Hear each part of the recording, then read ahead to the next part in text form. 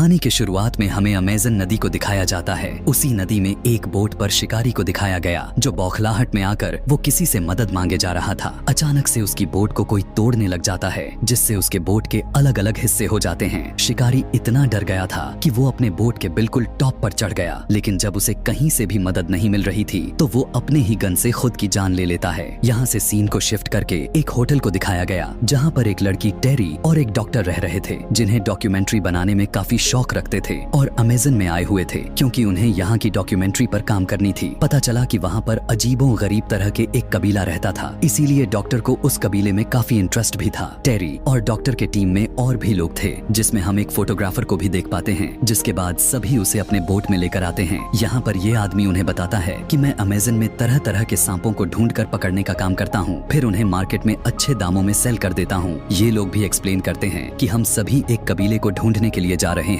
उसकी बात को सुनकर ये आदमी कहता है कि मैं जानता हूँ उस कबीले तक, मैं तुम सभी को वहाँ तक गाइड कर सकता हूँ। यहाँ पर सभी काफी खुश दिख रहे थे कि चलो हमें कबीले तक ले जाने वाला कोई तो आया, वरना हम इधर ही कहीं भटकते फिरते रह जाते। वो गाइड उनसे यह कहता है कि मैं आप लोगों को एक ऐसे रास्ते से लेकर जाऊंगा जहाँ से आप सभी जल्दी से पहुँच जाओगे। वहाँ पर जाने का मुझे भी फायदा होने वाला है क्योंकि वहाँ पर काफी सारे सांप होते हैं, लेकिन घबराने की जरूरत नहीं है क्योंकि उन सांपों में जहर नहीं होता, वो आप सभी को कुछ नहीं करने वाले। अब वे सभी आगे बढ़ने वाले ही होते हैं, लेकिन तभी अचानक से एक आदमी नीचे बोट से पानी में गिर जाता है। देखने को मिला कि ना तो वो तैर पा रहा था और ना ही वो सांसें ले पा रहा था। किसी तरह से उसे बचा लिया जाता है। उसके मुंह खोलने पर कोई वियर्ड सा कीड़ा था। जब वो अपने मुंह से सांस नहीं ले पाता तो उसके गले में एक छोटी सी होल किया जाता है। सभी सोचने लग जाते हैं कि इसकी अब इतनी बुरी हालत हो चुकी है और हम वापस भी नहीं जा सकते। सारे लोग सोचने लग जाते हैं कि कबीले वाले के पास कोई तो हल होगा, वो भी तो बीमार होते होंगे, इसीलिए शायद उन्हें इलाज करना आता होगा। यही सब सोचते हुए आगे बढ़ने लग जाते हैं, लेकिन आगे जाने पर उन्हें एक बहुत ही बड़ी सी बांध बनी हुई दिखाई दिया जो रास्ते को बंद कर दिया गया है। गाइड यहाँ पर सभी से कहने लग गया कि हमारे पास काफी सारे डायनामाइट पड़ी हुई है जिससे हम उसे उड़ा देंगे और आगे निकल जाएंगे। तब टेरी कहने लग गई कि ऐसा करना खतरे से खाली नहीं होगा और इस तरह से तो जंगल का माहौल ही खराब करना होगा, लेकिन गाइड किसी का नहीं सुनने वाला था और वो बांध को उड़ा देता है। ब्लास्ट की वजह से पानी के अंदर से बहुत सारे सांप निकलकर उनके बोट पर आ गिरती हैं, लेकिन गाइड कहने लग गया कि डरने की बिल्कुल भी जरूरत नहीं है, ये हमें नहीं काटने वाले, बस इन्हें पानी में फेंक देते हैं। सभी सांपों को नीचे फेंकने लग जाते हैं, लेकिन इसी दौरान इनसे एक गलती हो जाती है। इनके पेट्रोल के जो ड्रम्स थे वो पानी में गिर जाते हैं। बचाने की कोशिश तो करते हैं लेकिन वो उनमें नाकामयाब रहे। अब इनके पास एक ही ड्रम मौजूद रह गया था। ये लोग परेशान हो जाते हैं कि इतने पेट्रोल से हम आगे कैसे जाएंगे, लेकिन फिर भी वो आगे बढ़ने लग जाते हैं। कुछ दूर आगे जाने के बाद उन्हें एक बोट झाड़ियों में छुपा हुआ मिलता है। पता चला कि ये उसी आदमी की बोट थी जो इस कहानी के स्टार्टिंग सीन में मदद के लिए चिल्ला रहा था और मर गया। ये सभी उसकी बोट से काफी सारे सामान को उठाते हैं। अब जो आदमी इनकी बोट को चला रहा था वो भी बोट की तरफ बढ़ता है, लेकिन रास्ते में पानी से निकलकर एक बहुत ही बड़ा एनाकोंडा बाहर आकर उस आदमी से लिपट गया। वो उसकी हड्डियों को इस तरह से तोड़ता है कि वो बोलने के लायक भी नहीं रहा। फिर देखते ही देखते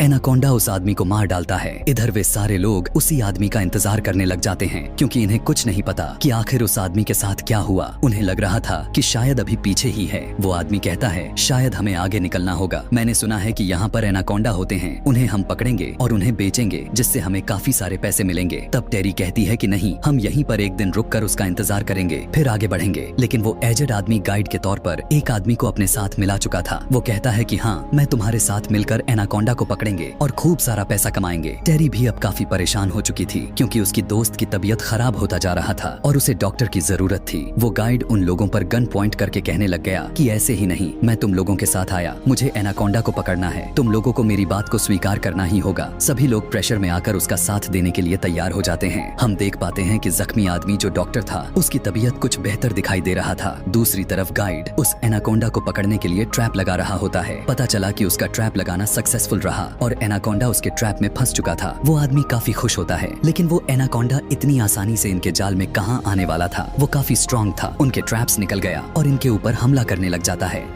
वो फौरन से बोट में आकर सभी पर अटैक कर देता है। गाइड भी इंजेक्शन से उसे बेहोश करने की कोशिश तो करता है, लेकिन उसमें भी वो नाकाम रहता है। टेरी एनाकोंडा को शूट करके मारने वाली ही होती है, लेकिन गाइड उसे यह कहते हुए रोक लेता है कि मुझे जिंदा एनाकोंडा चाहिए, वरना हमारे मेहनत पर पानी फिर जाएगा। अब जिसका डर था वही हुआ। एनाकोंडा गुस्से से पागल हो जाता है। वो उस गाइड को भी पकड़ लेता है जो अभी उसके हक में शामिल हुआ था। एनाकोंडा उसकी बॉडी को इतनी जोर से तोड़ता है कि आवाज सुनकर सभी थर थर कांपने लग जाते हैं, जिसके बाद वो उसका निवाला बन जाता है। यही सब देखते हुए गाइड फिर से उन पर गन पॉइंट करते हुए कहने लगा कि तुम सभी को मेरी बात को फॉलो करना होगा, वरना मैं इधर ही मारकर फेंक दूंगा। टेरी को जब कुछ नहीं सूझता तो उसे अपने बातों में लगाने लग जाती है और पीछे से रिपोर्टर उसके सर पर अटैक कर देता है, जिससे वो बेहोश हो जाता है। जब उसे होश आया तो उसके हाथ बंधे होते हैं। कुछ दूर जाने के बाद रास्ते में इनकी बोट रुक जाती है। सभी लोग बोट से नीचे उतरने लग जाते हैं ताकि कोई मदद ढूंढ सके, लेकिन बोट में वो गाइड अभी भी था क्योंकि वो बंधा हुआ था। साथ ही वहाँ पर एक लड़की भी थी। ये लड़की उसकी गर्लफ्रेंड थी जो अभी एनाकोंडा से मारा गया था। गुस्से की आग में नाइफ लेकर उसके पास जाती है ताकि उसे मार दे, क्योंकि उसी के वजह से उसका बॉयफ्रेंड मरा और उसी के वजह से ये लोग यहाँ पर बुरी तरह से फंसे हुए हैं। लेकिन ये आदमी इतना चालाक था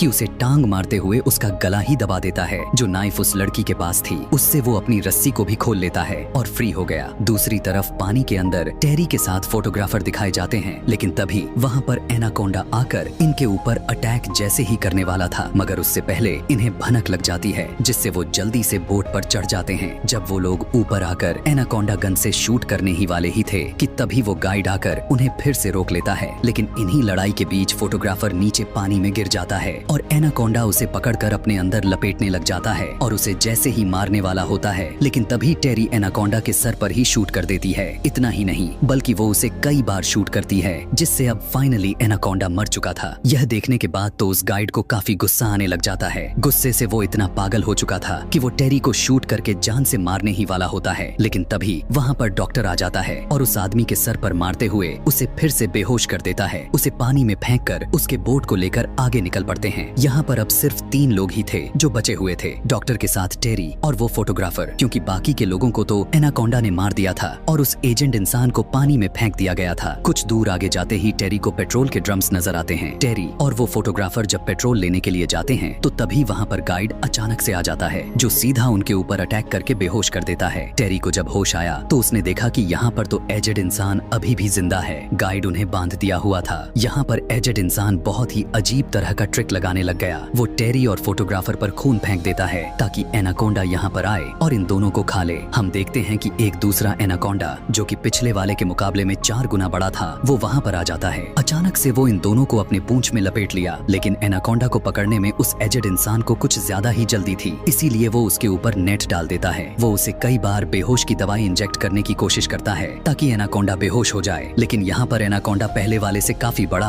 और बहुत ही ज्यादा ताकतवर भी निकला। वो नेट से बाहर आ जाता है और अब वो उस एजेड इंसान के पीछे पड़ जाता है, क्योंकि उसने उसे मारने की कोशिश की थी, इसीलिए उसे बहुत ही ज्यादा गुस्सा आ गया था। पहले तो एनाकोंडा गाइड को पकड़कर लपेटा और फिर उसके शरीर के सभी हड्डियों को तोड़कर मसलने लग गया और फिर उसे निगलने लग गया। दूसरी तरफ टेरी और फोटोग्राफर दोनों मौके का फायदा उठाते हुए आजाद हो जाते हैं। वो दोनों भागने लग जाते हैं, लेकिन एनाकोंडा का पेट एक इंसान से कहां भरने वाली थी, उनका पीछा करने लग गया। फोटोग्राफर एनाकोंडा पर अटैक करने लग गया और अपनी जान बचाने की कोशिश में टेरी सीढ़ियां चढ़कर उस जगह से बाहर निकलने की कोशिश में लगी हुई थी और वो अब बिल्कुल ऊपर पहुंच चुकी थी। टेरी को बचाने के लिए फोटोग्राफर ने वहां पर रखे हुए ड्रम्स की पेट्रोल से आग लगा दिया, जिसकी वजह से वहां पर बाकी के ड्रम्स ब्लास्ट कर जाते हैं, जिससे टेरी के साथ एनाकोंडा दोनों पानी में जाकर गिरते हैं। टेरी देखती है कि एनाकोंडा अभी भी जल रहा था, उसकी पूरी बॉडी आग में पकने लग गई थी, लेकिन जलते हुए भी वो टेरी पर दोबारा से अटैक करने लग जाता है, लेकिन फोटोग्राफर उसके सर में कुल्हाड़ी मारता है, जिससे एनाकोंडा पानी में गिर जाता है। ये लोग बोट में वापस जाते हैं जहाँ पर डॉक्टर की हालात काफी हद तक ठीक हो चुकी थी और ये तीनों उसी कबीले की तरफ बढ़ते हैं जहाँ पर वो अपने डॉक्यूमेंट्री फिल्म बनाने लग जाते हैं। इसी के साथ एनाकोंडा की पार्ट 1 यहीं पर खत्म हो जाती है। अब यहाँ से मैं एक्सप्लेन करने जा रहा हूँ एनाकोंडा के पार्ट 2।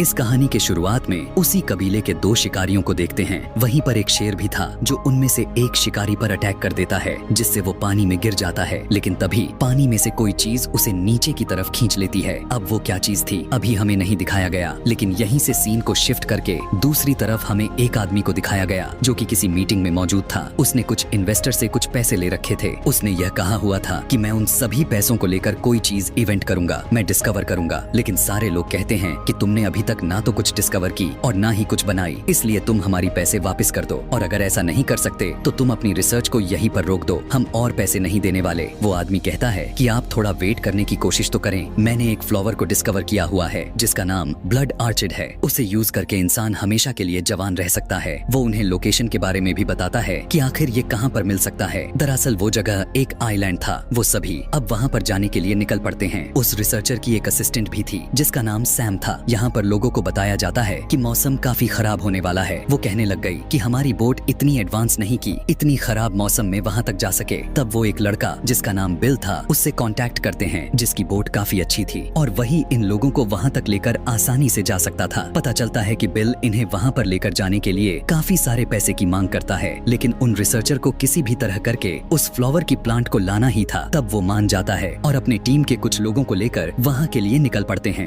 रात में काफी जोर जोर से बारिश भी होने लग गई थी। यह देखकर बिल काफी परेशान हो जाता है, जो जाकर उन लोगों से बात करता है। वो कहता है इस मौसम में हम कैसे आगे बढ़ें। तब उस रिसर्चर का आदमी कहने लगा कि तुम चाहे कितने भी पैसे ले लो, लेकिन हम अब पीछे नहीं हटने वाले। उसकी कही हुई बात बिल को माननी पड़ जाती है क्योंकि उसने पहले ही इतने सारे पैसे ले चुका था, इसीलिए वो भी अब मजबूर हो चुका था। खैर अब वो आगे बढ़ने लग जाते हैं। जैसे ही सुबह होती है तो उनकी बोट भी खराब होना शुरू हो जाती है। वो मूव ही नहीं कर पा रही थी। वो चलते चलते ऐसी जगह पर पहुंच जाते हैं जहां से उनकी बोट झरने के जरिए नीचे गिरने वाली थी और देखते ही देखते पूरा का पूरा बोट नीचे गिर गया। बोट अब पूरी तरह टूट टूट कर बिखर चुकी थी। जो सामान रिसर्चर और बिल का था वो भी टूट कर खराब हो चुके थे। सभी लोग काफी परेशान हो जाते हैं और किनारे पर आकर बैठ जाते हैं, लेकिन तभी बिल कहने लगा कि परेशान होने की जरूरत नहीं है, यहाँ पर मेरा एक दोस्त है जो कि हमारी मदद कर सकता है। फिर वो लोग किसी तरह से उससे कांटेक्ट करते हैं। तब वो कहता है कि मैं $2000 हेल्प करने के लिए लूंगा और तुम लोग जहाँ जाना चाहते हो वहाँ पर मैं तुम लोगों को 10 घंटे में पहुँचा दूंगा। लेकिन उन्हें अपने डेस्टिनेशन तक पहुँचने के लिए भी ये लोग वहाँ से गुजरने लग जाते हैं। पेड़ पर बैठा हुआ बंदर कुछ खतरे को भांप लिया था, लेकिन तभी उसी टाइम पर कोई चीज पानी के अंदर से उसे नीचे खींच लेती है और देखते ही देखते वो मारा जाता है। वो चीज कोई और नहीं बल्कि वो तो एक बहुत ही बड़ा एनाकोंडा था। सारे के सारे अब डर कर वहाँ से भागने लग जाते हैं और एक जगह पर आकर बैठ जाते हैं। तब बिल कहता है कि हमें फौरन से उस जगह पर पहुँचना चाहिए जहाँ से मेरा दोस्त हम सभी को लेकर जाएगा। लेकिन कुछ लोगों का कहना था कि नहीं, हमें इस जगह से अब जितनी जल्दी हो सके निकल जाना चाहिए। लेकिन उस रिसर्चर का आदमी कहता है कि नहीं, हम उस ब्लड आर्चिड फ्लावर को लेकर ही यहाँ से जाने वाले हैं। ना चाहते हुए भी ये लोग आगे बढ़ने लग जाते हैं कि तभी बिल नोटिस करता है कि एक आदमी के गर्दन के पीछे साइड पर कोई कीड़ा है। इनफैक्ट वो लीचीज थी जो कि उसका खून पी रही थी। बिल उस कीड़े को उसके शरीर से अलग कर देता है। जब एक दूसरा आदमी अपने जूते को दोबारा से पहनने लग गया तो उसमें कुछ स्पाइडर होता है। तब बिल का साथी उसे बताता है कि अगर मैं टाइम पर नहीं देखता तो ये स्पाइडर तुम्हें काट लेता और तुम मर चुके होते। रिसर्चर का साथी उसे अपने साथ रख लेता है ताकि उस पर कुछ एक्सपेरिमेंट कर सके। दूसरी सीन में उसी आदमी को दिखाया जाता है जिसके बोट से यह सब जाने वाले थे कि तभी पानी से कुछ आवाज आने लग जाती है। वो देखता है तो वहाँ पर कोई और नहीं बल्कि बड़ा सा एनाकोंडा होता है। देखते ही देखते वो बिल के दोस्त को खा जाता है, यहाँ तक कि उसके बोट को भी तबाह कर देता है। उसकी बोट तबाह होने की वजह से एक बहुत ही बड़ा ब्लास्ट हो गया था। बोट के जलती हुए धुएं को देख लेता है। कुछ ही वक्त के बाद जब वो सारे के सारे वहाँ पर पहुँचते हैं तो बोट पूरी तरह से तबाह होकर इधर उधर बिखरी पड़ी हुई नजर आती है। बिल का दोस्त भी मारा जा चुका था, यानी लास्ट होप जो कि बचा हुआ था वो अब पूरी तरह से खत्म हो चुकी थी। ये लोग उस तबाह हुई बोट से कुछ जरूरी का सामान उठा लेते हैं जो कि कुछ हद तक ठीक था। फिर ये लोग आगे बढ़ने लग जाते हैं। बिल का साथी इन्हें बताने लग गया कि आगे जाकर एक कबीला है, हो सकता है वो लोग हमारी कुछ मदद कर सके। लेकिन वहाँ पर पहुँचते ही इन्हें कोई भी नजर तक नहीं आता। वहाँ पर बस मरा हुआ एक एनाकोंडा था और कुछ कबीले की कंकाल पड़े हुए थे। इन्हें लगता है कि इन एनाकोंडा की वजह से ही ये लोग वहाँ पर रहना छोड़ दिया हो। तब बिल कहता है कि अब जो भी करना है हमें खुद ही करना है, तो क्यों ना अपने लिए एक बोट बनाई जाए। तभी वहाँ पर रिसर्चर का साथी देखता है कि एक ब्लड आर्चिड फ्लावर उगा हुआ था।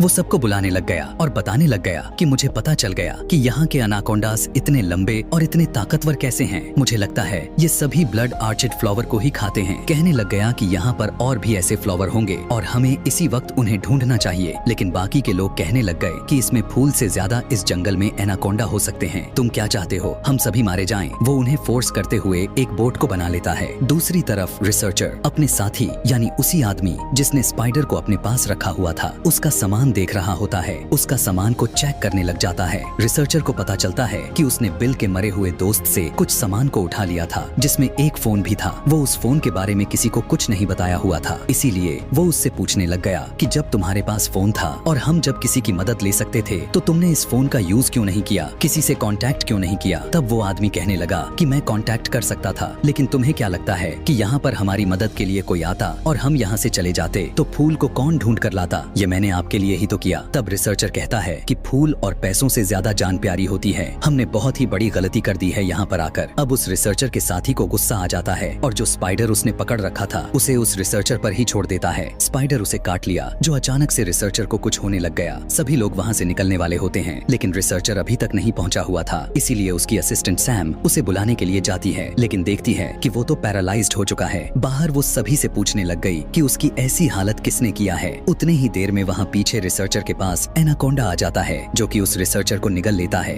दूसरी तरफ उस रिसर्चर का साथी यानी वही बुरा वाला लड़का जिसने रिसर्चर को स्पाइडर से पैरालाइज्ड किया हुआ था, वो बनाई हुई बोट में बैठकर वहाँ से निकल जाता है। सैम कहने लग जाती है कि हम नई बोट भी नहीं बना सकते क्योंकि हमारे पास सामान नहीं रही। वो बुरा वाला लड़का अपनी टीम से कांटेक्ट करने लग जाता है और उनको बताता है कि हमारी बोट नीचे गिर गई थी, जिसके बाद मैंने किसी को नहीं देखा और मैं अकेला सर्वाइवर बच गया हूँ। ये लड़का असल में चाहता था कि वही उस फ्लावर को ढूंढे और अपना क्रेडिट लेकर अपने टीम के पास चला जाए। दूसरी तरफ जंगल में जब बाकी के लोग जा रहे होते हैं तो उन्हें वहाँ पर एनाकोंडा मिल जाता है। सभी पर एनाकोंडा अटैक करना शुरू कर दिया था। जैसे ही वो सैम को खाने के लिए आगे बढ़ता है तो सैम जल्दी से उसका सर ही काट देती है। पता चला कि यहाँ यह पूरा जंगल एनाकोंडा से भरा पड़ा था। वहाँ पर एक और एनाकोंडा आकर उन्हीं के एक मेंबर को लपेटकर उसे निगलने ही वाला था कि तभी बिल देख लेता है जब वो एनाकोंडा के सर पर जैसे ही मारता है, जिसकी वजह से एनाकोंडा मर जाता है और उस आदमी को छोड़ देता है। इधर वो बुरा लड़का भी उस जगह पर पहुंच चुका था जहां पर बहुत सारे ब्लड आर्चिड फ्लावर्स दिख रहे होते हैं। बाकी लोग भी जैसे तैसे करते हुए जंगल तक पहुंच जाते हैं। यहाँ पर ये सभी लोग उस बुरे वाले लड़के के बोट को यूज करके यहाँ से वापस निकलने वाले होते ही हैं, लेकिन उस लड़के को यह फील हो जाता है और वो वापस आ जाता है। अचानक से बिल के सर पर वार करते हुए उसे बेहोश कर देता है और बाकी के सभी लोगों को अपने साथ आने को कहा। वो सैम पर गन पॉइंट करते हुए कहने लग गया कि देखो आगे एनाकोंडास हैं, इसीलिए मैं जैसा कहता हूँ तुम वैसा ही करोगी। तुम यहाँ से जाकर उस फ्लावर को तोड़कर इस बैग में डालोगी। यहाँ पर वो बुरा लड़का अपने जान का रिस्क नहीं ले रहा था, ना चाहते हुए भी सैम को ऐसा करना पड़ जाता है और वो बैग लेकर फ्लावर को तोड़ने लग जाती है कि तभी अचानक से वो पेड़ टूटने लग गया। सैम जल्दी से बैग को बुरे लड़के की तरफ फेंकती है, लेकिन तभी वहाँ पर बिल आकर उस बुरे वाले लड़के पर अटैक कर देता है क्योंकि उसे होश आ गया था। बैग भी उसके हाथ से छूटकर नीचे गिर गया था। उसमें से उसी तरह का स्पाइडर बाहर आकर उस काट लेता है जिससे वो पैरालाइज्ड होने लग गया, जो सीधा जाकर नीचे गिर जाता है और एनाकोंडा का निवाला बन जाता है। सारे एनाकोंडास का ध्यान उस बुरे लड़के पर ही था जो कि उसे खाने ही वाले थे।